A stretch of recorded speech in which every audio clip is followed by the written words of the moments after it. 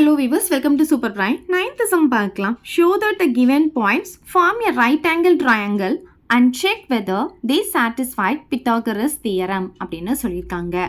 அதாவது இங்கே 2 கொஸ்டின் கேட்டிருக்காங்க. ஒன்று பார்த்தீங்கன்னா இந்த 3 பாயிண்ட்ஸை வந்து ரைட் ஆங்கிள் ட்ரையாங்கிளை ஃபார்ம் பண்ணுது அப்படின்னு ப்ரூவ் பண்ணணும்.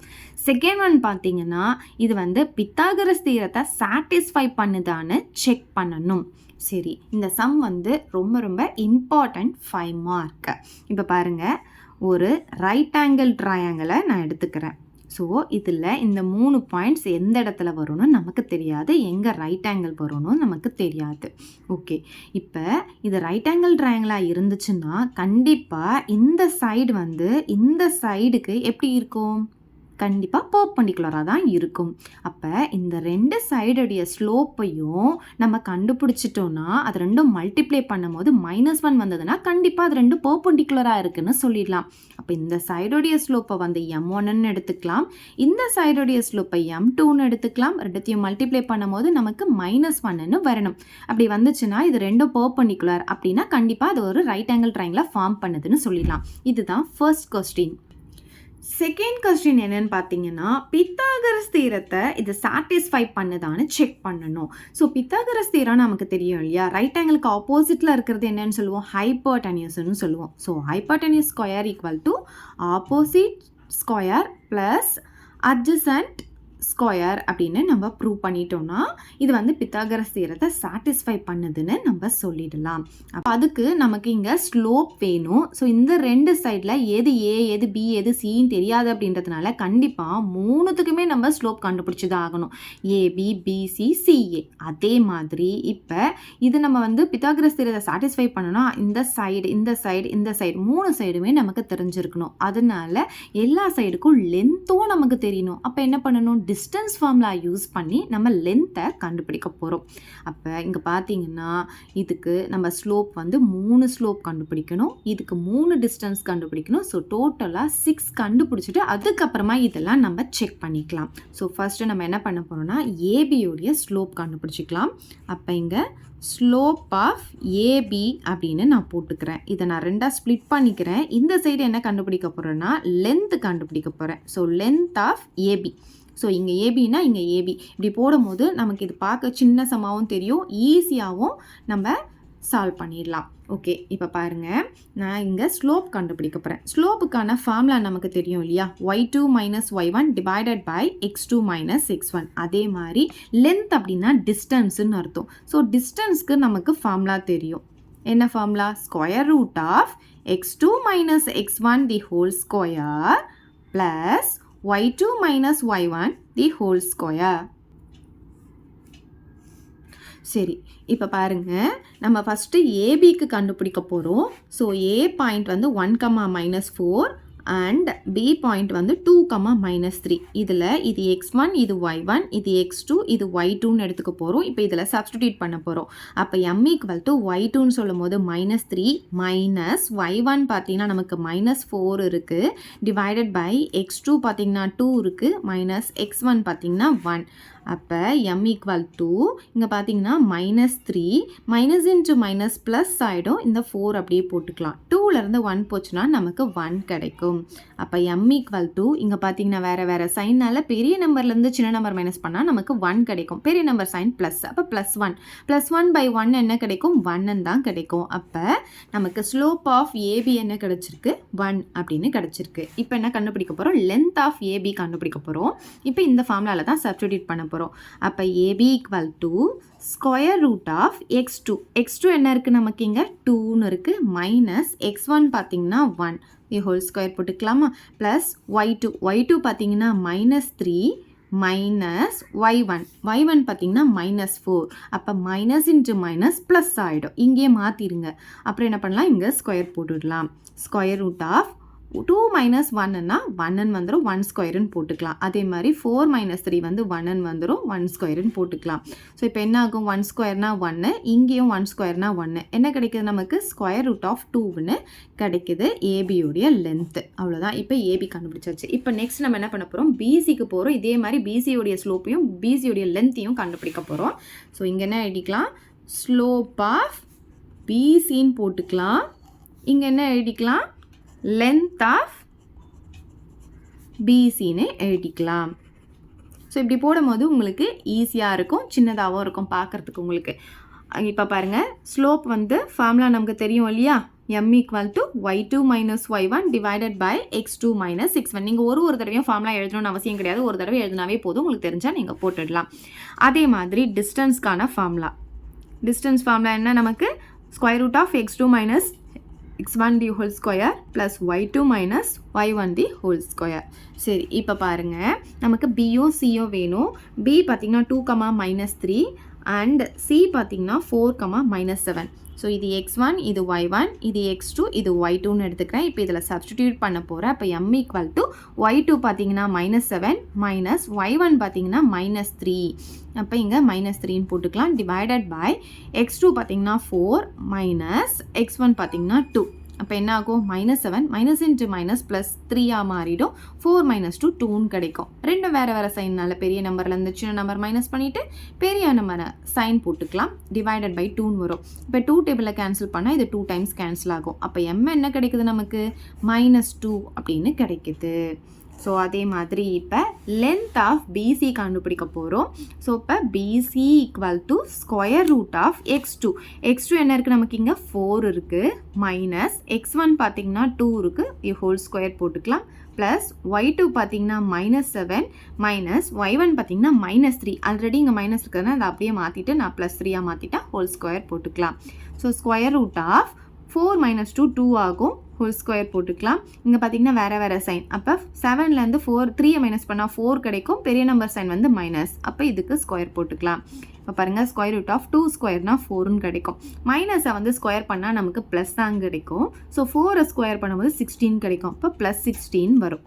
இப்போ பாருங்கள், 4ஐயும் 16ஐயும் ஆட் பண்ணால் நமக்கு 20ன்னு கிடைக்கும். அப்போ பிசியோடைய லென்த் வந்து ஸ்கொயர் ரூட் ஆஃப் 20 அப்படின்னு கிடைக்குது. ஸோ இப்போ நம்ம ஏபிக்கு கண்டுபிடிச்சாச்சு, பிசிக்கு கண்டுபிடிச்சாச்சு. நெக்ஸ்ட்டு நம்ம என்ன கண்டுபிடிக்க போகிறோம், இப்போ ஏசிக்கு கண்டுபிடிக்க போகிறோம். நீங்கள் சிஏன்னு போட்டால் கூட ஓகே தான். ஸோ ஸ்லோப் ஆஃப் ஏசி இங்கே பார்த்தீங்கன்னா லென்த் ஆஃப் ஏசி. ஸோ ஸ்லோப்புக்கு ஃபார்முலா வந்து m equal to y2 minus y1 by x2 minus x1. இங்கே டிஸ்டன்ஸ் ஃபார்முலா, நீங்கள் ஒவ்வொரு தடவையும் ஃபார்முலா எழுதணும்னு அவசியம் கிடையாது, ஒரு தடவை எழுதினாவே போதும். x2 minus x1 the whole square plus y2 minus y1 the whole square. இப்போ ஏவுடைய பாயிண்ட்டையும் சியுடைய பாயிண்ட்டையும் எடுத்து எழுதிக்கலாம். இது x1, இது y1, இது x2, இது y2ன்னு எடுத்துக்கலாம். இப்போ இதில் சப்ஸ்டிடியூட் பண்ணிக்கலாம். இப்போ m ஈக்குவல் டு y2 பார்த்திங்கன்னா நமக்கு -7 மைனஸ் y1 பார்த்திங்கன்னா -4 டிவைடட் பை x2 பார்த்திங்கன்னா நமக்கு 4 மைனஸ் x1 பார்த்திங்கன்னா 1. அப்போ m equal to -7 minus into minus plus ஆகிடும். இந்த 4 அப்படியே போட்டுக்கலாம். 4 - 1 வந்து நமக்கு 3 கிடைக்கும். இப்போ பார்த்தீங்கன்னா வேறு வேறு சைனால பெரிய நம்பர்லேருந்து சின்ன நம்பர் மைனஸ் பண்ணால் 3 கிடைக்கும். இங்கே மைனஸ் சைன் இருக்குது, டிவைடட் பை 3ன்னு போட்டுக்கலாம். ஸோ இது ரெண்டுமே நமக்கு 1 டைம் கேன்சல் ஆகிடும். அப்போ m ஈக்குவல் டு இங்கே மைனஸ் இருக்குது, அதனால் -1 அப்படின்ட்டு கிடைக்குது. ஓகே, இப்போ நம்ம என்ன கண்டுபிடிக்க போகிறோம், லென்த் ஆஃப் ஏசி கண்டுபிடிக்க போகிறோம். அப்போ ஸ்கொயர் ரூட் ஆஃப் x2 பார்த்திங்கன்னா நமக்கு இங்கே 4 மைனஸ் x1 பார்த்திங்கன்னா 1 தி ஹோல் ஸ்கொயர் போட்டுக்கலாம், ப்ளஸ் y2 பார்த்திங்கன்னா -7 மைனஸ் y1 பார்த்திங்கன்னா -4. அப்போ மைனஸ் இன்ட்டு மைனஸ் ப்ளஸ் ஆகிட்டு +4 ஹோல் ஸ்கொயர்னு வந்துடும். இப்போ ஸ்கொயர் ரூட் ஆஃப் 4 - 1 வந்து 3 ஆகும். இதுக்கு ஸ்கொயர் போட்டுக்கலாம். இங்கே பார்த்தீங்கன்னா பெரிய நம்பர்லேருந்து சின்ன நம்பர் மைனஸ் பண்ணால் 3, பெரிய நம்பர் சைன் மைனஸ், அப்போ இதுக்கு ஸ்கொயர் போட்டுக்கலாம். இப்போ பாருங்கள், 3 ஸ்கொயர்னா 9 நமக்கு தெரியும். அதே மாதிரி மைனஸுக்கு ஈவன் பவர் இருந்தால் நமக்கு கண்டிப்பாக ப்ளஸில் தான் கிடைக்கும்.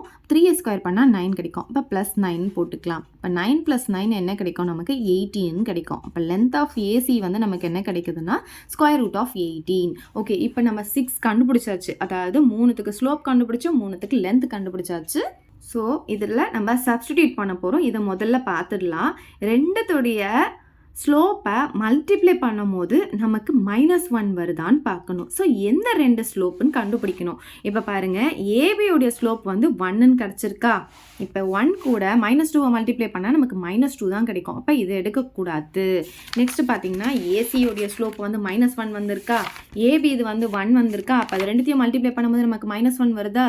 அப்போ என்ன எடுத்துக்கணும், ஸ்லோப் ஆஃப் ஏபியையும் ஸ்லோப் ஆஃப் ஏசியும் மல்டிப்ளை பண்ணாதான் நமக்கு -1 வந்திருக்கு. அதை எடுத்து எழுதிக்கலாம். இப்போ slope of AB into slope of AC multiply பண்ணால் நமக்கு என்ன கிடைக்குது, 1 இன்ட்டு -1 ஈக்குவல் டு -1ன்னு கிடைக்குது. ஸோ நமக்கு என்ன கிடைக்குதுன்னா, இந்த ஏபி வந்து பெர்பெண்டிகுலர் டு ஏசின்னு கிடைக்குது. ஓகேவா, அதாவது M1 M2 மல்டிப்ளை பண்ணும்போது நமக்கு என்ன கிடைக்குது, -1 கிடைக்கிறதுனால ஏபியும் ஏசியும் வந்து பெர்பெண்டிகுலராக இருக்குன்னு சொல்லிடலாம். அப்போ இது வந்து ஏ, இது பி, இது சின்னு எடுத்துக்கலாம். பாருங்கள், ஏபியும் ஏசியும் வந்து நமக்கு பெர்பெண்டிகுலராக இருக்குது.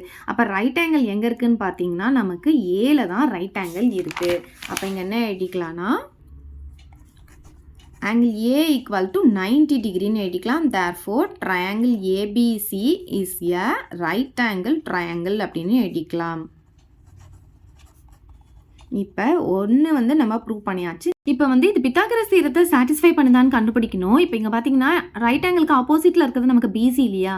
அப்போ BC square equal to AB square plus AC square வருதான்னு செக் பண்ணிக்கலாம். By Pythagoras theorem BC square equal to AB square plus AC square. BC பார்த்தீங்கன்னா √20 வந்திருக்கு, சப்ஸ்டிடியூட் பண்ணிக்கலாம். அப்போ √20 இதுக்கு வந்து ஸ்கொயர் போடணும், ஈக்குவல் டு இது வந்து √2 வந்திருக்கு, இதுக்கு ஸ்கொயர் போட்டுக்கலாம். ஏசி பார்த்தீங்கன்னா √18 வந்திருக்கு, இதுக்கு ஸ்கொயர் போட்டுக்கலாம். இப்போ பார்த்தீங்கன்னா இந்த ஸ்கொயர் ரூட்டும் இந்த ஸ்கொயரும் ஸ்கொயர் ரூட் அண்ட் ஸ்கொயர் எல்லாமே கேன்சல் ஆகிட்டு நமக்கு என்ன கிடைக்கணும், இங்கே 20 ஈக்குவல் டு 2 ப்ளஸ் இங்கே 18 வரும். அப்போ 20 ஈக்குவல் டு இந்த சைடும் நமக்கு என்ன கிடைக்கும், 2 + 18 20. அப்போ என்ன ஆச்சுன்னா LHS ஈக்குவல் டு RHSன்னு கிடச்சதுனால இது வந்து பித்தாகரஸ் தியரத்தை சாட்டிஸ்ஃபை பண்ணுதுன்னு நம்ம சொல்லிடலாம். Therefore, it satisfies Pythagoras theorem அப்படின்னு எழுதிக்கலாம். அவ்வளோதான் இந்த சம். இப்போ நெக்ஸ்ட் சப்டிவிஷன் பார்க்கலாம். இப்போ அதே மெத்தடில் தான் நம்ம போட போகிறோம். இப்போ வந்து இந்த 3 பாயிண்ட்டும் ஒரு ரைட் ஆங்கிள் ட்ரையாங்கிள்னு சொல்லி நம்ம ப்ரூவ் பண்ணணும். இப்போ எந்த இடத்துல எந்த பாயிண்ட் வரும் நமக்கு தெரியாது இல்லையா. ஸோ அதனால் 3த்துக்குமே நம்ம ஸ்லோப் கண்டுபிடிக்க போகிறோம். நம்ம ஃபஸ்ட்டு என்ன ப்ரூவ் பண்ணணும்னா, M1 × M2 equal to -1ன்னு prove பண்ணணும். அதாவது இந்த லைனுடைய ஸ்லோப் M1, இந்த லைனுடைய ஸ்லோப் M2 அப்படின்னு எடுத்தோம்னா ரெண்டு பெர்பெண்டிகுலராக இருந்துச்சுன்னா கண்டிப்பாக இது வந்து ஒரு ரைட் ஆங்கிள் ட்ரையாங்கிளை ஃபார்ம் பண்ணணும் அப்படின்னு சொல்லிடலாம். அதுக்கு அடுத்தது வந்து பித்தாகரஸ் தியரத்தை இது சாட்டிஸ்ஃபை பண்ணுதான்னு சொல்லிட்டு கேட்டிருக்காங்க. ஸோ பித்தாகரஸ் தியரம் வந்து ரைட் ஆங்கிளுக்கு ஆப்போசிட்டில் இருக்கிறத நம்ம என்னென்னு சொல்லுவோம்னா ஹைப்போடெனியூஸ்ன்னு சொல்லுவோம். அப்போ hypotenuse square equal to other 2 சைட்ஸையும் ஸ்கொயர் பண்ணி ஆட் பண்ணுறதுக்கு ஈக்குவலாக இருக்கும் இல்லையா. ஸோ இது ரெண்டுத்தையுமே நம்ம வந்து என்ன பண்ண போகிறோம்னா சாட்டிஸ்ஃபை பண்ணுதான்னு செக் பண்ண போகிறோம். இது ரெண்டுமே வந்து நம்ம ப்ரூவ் பண்ணணும். இப்போ பார்த்தீங்கன்னா இதுக்கு வந்து நமக்கு ஸ்லோப் கண்டுபிடிக்கணும். 3த்துக்குமே ஸ்லோப் கண்டுபிடிக்கணும். LM, MN, LNக்கு ஸ்லோப் கண்டுபிடிக்கணும். அதுக்கப்புறம் இதுக்கு வந்து நமக்கு டிஸ்டன்ஸ் ஃபார்முலா யூஸ் பண்ணி லென்த் கண்டுபிடிக்கணும். ஓகே, இந்த சைடு எவ்வளோ, இந்த சைடு எவ்வளோ, இந்த சைடு எவ்வளோன்னு தெரியணும்னா டிஸ்டன்ஸ் ஃபார்முலா யூஸ் பண்ணி தான் நம்ம கண்டுபிடிக்கணும். அப்போ 3 ஸ்லோப் கண்டுபிடிக்கணும், 3 டிஸ்டன்ஸ் கண்டுபிடிக்கணும். ஸோ அதனால நம்ம எப்படி போடலான்னா, LMக்கு முதல்ல ஸ்லோப் இந்த சைடும் டிஸ்டன்ஸ் இந்த சைடும் போட்டுடலாம். இப்போ ஈஸியாக நம்ம வந்து ஃபைண்ட் அவுட் பண்ணிடலாம். ஸோ ஃபஸ்ட்டு என்ன பண்ணலான்னா, ஸ்லோப் ஆஃப் LM இங்கே போட்டுக்கலாம். இங்கே வந்து லென்த் ஆஃப் LM கண்டுபிடிச்சிக்கலாம். சரி, ஸ்லோப் கண்டுபிடிக்கிறதுக்கு ஃபார்முலா நமக்கு தெரியும் இல்லையா, y2 - y1 divided by x2 - x1. So இது நம்ம எதுக்கு கண்டுபிடிக்க போகிறோம், எல்லுக்கும் எம்முக்கும் கண்டுபிடிக்க போகிறோம். ஸோ அது ரெண்டுத்தையும் முதல்ல நம்ம இங்கே எடுத்து எழுதிக்கலாம்.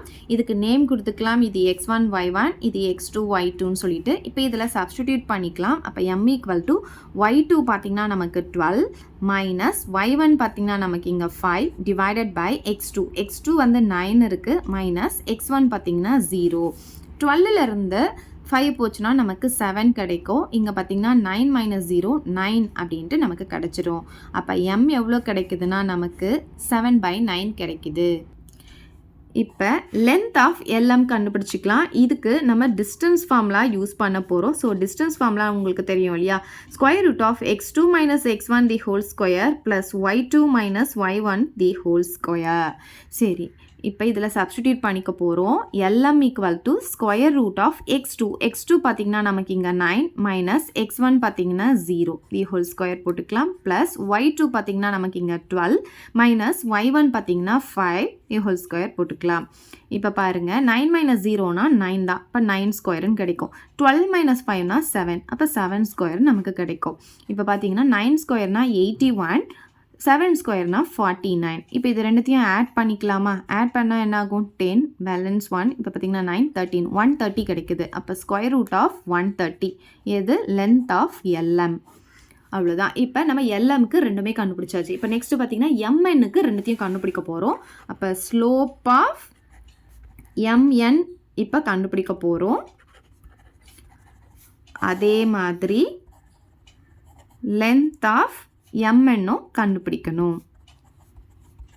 சரி, இப்போ பாருங்கள், ஃபஸ்ட்டு இதுக்கு ஸ்லோப் கண்டுபிடிக்க போகிறோம். ஃபார்முலா எழுதிக்கலாம். y2 minus y1 divided by x2 minus x1. So எம்முக்கும் என்னுக்கும் இல்லையா, அப்போ எம்முடைய பாயிண்ட் என்ன? 9,12 அண்ட் என்னுடைய பாயிண்ட் என்னன்னு பார்த்தீங்கன்னா 3,14.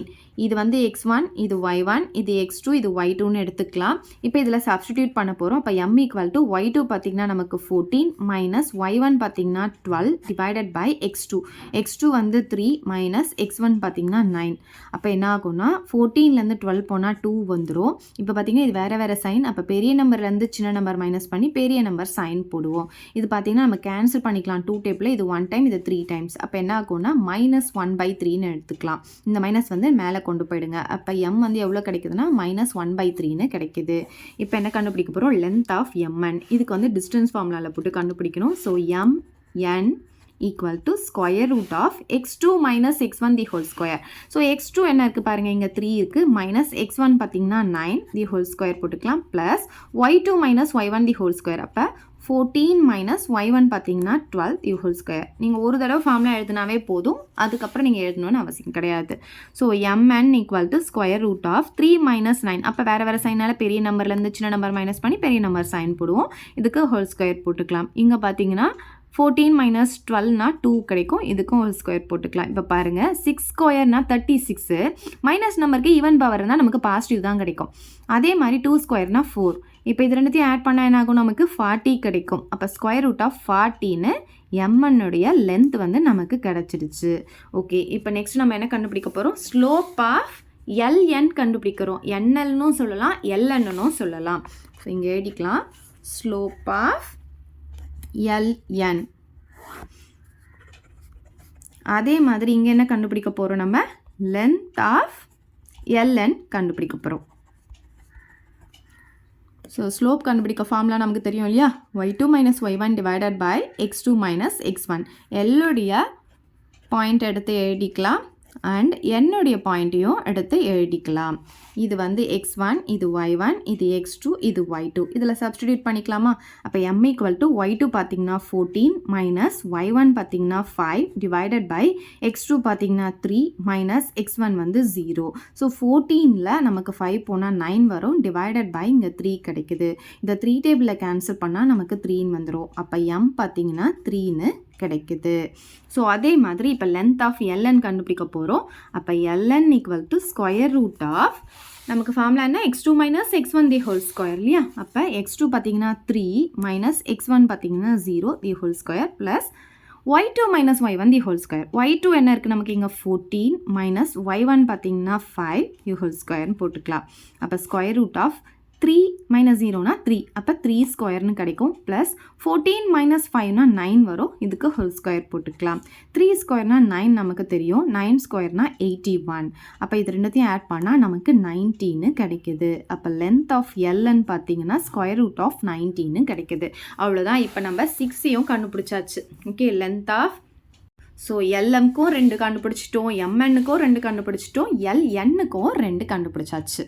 இப்போ என்ன பண்ண போகிறோம், இந்த கண்டிஷன் வந்து சாட்டிஸ்ஃபை பண்ணுதா அப்படின்னு சொல்லி நம்ம பார்க்க போகிறோம். அப்போ தான் அது வந்து பெர்பெண்டிகுலராக இருக்குது, அதாவது ரைட் ஆங்கிளாக இருக்குன்னு சொல்ல போகிறோம். இப்போ பார்த்தீங்கன்னா நமக்கு எந்த 2 ஸ்லோப்பை மல்டிப்ளை பண்ணால் -1 வருது அப்படின்னு செக் பண்ண போகிறோம். இப்போ ஸ்லோப் பாருங்கள், இங்கே 7/9 இருக்குது, இங்கே பார்த்தீங்கன்னா -1/3 இருக்குது, இங்கே பார்த்தீங்கன்னா 3 இருக்குது. அப்போ இது ரெண்டுத்தையும் நமக்கு மல்டிப்ளை பண்ணும்போது 3 கேன்சல் ஆகிட்டு -1 கிடைக்கும். அப்போ இது ரெண்டும் தான் நமக்கு பெர்பெண்டிகுலராக இருக்குன்னு அர்த்தம். இது என்னன்னு பார்த்தீங்கன்னா ஸ்லோப் ஆஃப் mn, இது வந்து ஸ்லோப் ஆஃப் ln, ரெண்டும் எடுத்து எழுதிக்கலாம். Slope of mn into slope of lnன்னு எடுத்துக்கலாம். இப்போ பார்த்தீங்கன்னா இது வந்து ஸ்லோப் ஆஃப் mn வந்து -1/3, ஸ்லோப் ஆஃப் ln வந்து 3ன்னு வந்திருக்கு. இப்போ இது ரெண்டுமே நமக்கு கேன்சல் ஆகிட்டு என்ன கிடைக்கும்னா -1ன்னு கிடைக்குது. அப்போ பார்த்தீங்கன்னா mn வந்து lnக்கு எப்படி இருக்குன்னு பார்த்தீங்கன்னா பெர்பெண்டிகுலராக இருக்குது இல்லையா? பெர்பெண்டிகுலராக இருந்தால் தானே அது ரெண்டும் மல்டிப்ளை பண்ணும்போது நமக்கு -1 கிடைக்கும். சரி, இப்போ இதில் எந்த இடத்துல நமக்கு ரைட் ஆங்கிள் அப்படின்னு பார்க்கலாம். ஸோ இதில் ரெண்டுத்தில் எது ரிப்பீட் ஆகிருக்குன்னு பாருங்கள். n வந்து இங்கேயும் வந்திருக்கு, இங்கேயும் வந்திருக்கு. ஸோ அதில் தான் கண்டிப்பாக நமக்கு ரைட் ஆங்கிள் இருக்கணும். ஸோ அதனால நமக்கு இந்த இடத்துல தான் n இருக்க முடியும். ஸோ mn ln சொல்கிறதுனால நான் இங்கே m கொடுத்துக்கிறேன், இங்கே l கொடுத்துக்கிறேன். அப்போ பாருங்கள், mnனும் lnனும் எப்படி இருக்குது, நமக்கு பெர்பெண்டிகுலராக இருக்குது. ஸோ நமக்கு ரைட் ஆங்கிள் எங்கே வந்திருக்கு, nல வந்திருக்கு. இதில் எது ரிப்பீட் ஆகிருக்கோ அதுதான் ரைட் ஆங்கிளாக இருக்கும். அப்போ n வந்து 90 டிகிரின்னு எழுதிக்கலாம். Therefore triangle LMN is a right angle triangle அப்படின்னு எழுதிக்கலாம். ஓகே, இப்போ நம்ம ஒன்று ப்ரூவ் பண்ணியாச்சு. இப்போ செகண்ட் வந்து பித்தாகரஸ் தியரத்தை இது சாட்டிஸ்ஃபை பண்ணுதா அப்படின்னு நம்ம ப்ரூவ் பண்ணணும். ஸோ பித்தாகரஸ் தியரத்தில் ஹைப்போட்டெனஸ் எதுன்னு பார்த்தீங்கன்னா ரைட் ஆங்கிளுக்கு ஆப்போசிட்டில் இருக்கிறது. அப்போ ml² அப்படின்னு எழுதிக்கலாம். By Pythagoras theorem